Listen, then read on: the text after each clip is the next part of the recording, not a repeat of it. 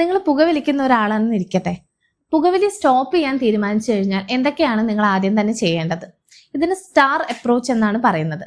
ആദ്യമേ തന്നെ set A quit date. S എന്ന് പറഞ്ഞാൽ സെറ്റ് എ ക്വിറ്റ് ഡേറ്റ്. നിങ്ങൾ പുകവലി സ്റ്റോപ്പ് ചെയ്യാൻ തീരുമാനിച്ചു കഴിഞ്ഞാൽ നെക്സ്റ്റ് 2 ആഴ്ചയ്ക്കുള്ളിൽ ഒരു ഡേറ്റ് കാണുക. ഇന്ന ഡേറ്റ് മുതൽ ഞാൻ സിഗരറ്റ് സ്മോക്കിംഗ് ഉപേക്ഷിക്കും എന്ന് മനസ്സിൽ പറഞ്ഞു ഉറപ്പിക്കുക.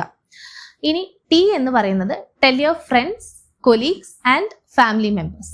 അപ്പോൾ നിങ്ങളുടെ സുഹൃത്തുക്കളോടും ഫാമിലിയോടും കൂടെ വർക്ക് ചെയ്യുന്നവരോടും നിങ്ങൾ ഇന്ന ഡേറ്റ് മുതൽ സിഗരറ്റ് സ്മോക്കിംഗ് ഉപേക്ഷിക്കുകയാണ്, അതിനു വേണ്ട സപ്പോർട്ട് വേണമെന്ന് അവരെ പറഞ്ഞ് മനസ്സിലാക്കുക. എ എന്ന് പറയുകയാണെങ്കിൽ ആൻറ്റിസിപ്പേറ്റ് ചാലഞ്ചസ്. അതായത് നിങ്ങൾ സിഗരറ്റ് സ്മോക്കിംഗ് സ്റ്റോപ്പ് ചെയ്തു കഴിഞ്ഞാൽ പലതരം പ്രശ്നങ്ങൾ നിങ്ങൾ നേരിട്ടേക്കാം. വീണ്ടും പുകവലിക്കാനുള്ള ഒരു ടെൻഡൻസി, മൂഡിന്റെ പ്രശ്നങ്ങൾ, അതുപോലെ പെട്ടെന്ന് ദേഷ്യം വരിക, അങ്ങനെ പല ആരോഗ്യ പ്രശ്നങ്ങളും നിങ്ങൾ നേരിട്ടേക്കാം. ഇത്തരം കാര്യങ്ങളൊക്കെ മുൻകൂട്ടി കാണുക. ഇതൊക്കെ ഫേസ് ചെയ്യേണ്ടി വന്നു കഴിഞ്ഞാൽ അത് എങ്ങനെ നിങ്ങൾക്ക് ഡീൽ ചെയ്യാം എന്നുള്ളത് ആദ്യം തന്നെ ക്വിറ്റ് ചെയ്യുന്നതിന് മുന്നേ തന്നെ മനസ്സിലൊരു പ്ലാൻ ഉണ്ടാക്കി വെക്കേണ്ടത് അത്യാവശ്യമാണ്.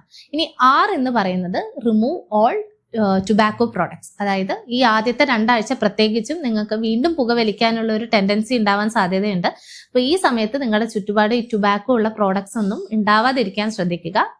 ക്വിറ്റ് ചെയ്യുന്നതിന് മുന്നേയായി നിങ്ങളുടെ താമസ സ്ഥലത്താണെങ്കിലും വർക്ക് ചെയ്യുന്ന ഏരിയയിലാണെങ്കിലും ഇത്തരം സിഗരറ്റോ മറ്റ് ടുബാക്കോ പ്രോഡക്ട്സോ ഒന്നും ഇല്ല എന്നുള്ളത് ഉറപ്പുവരുത്തുക.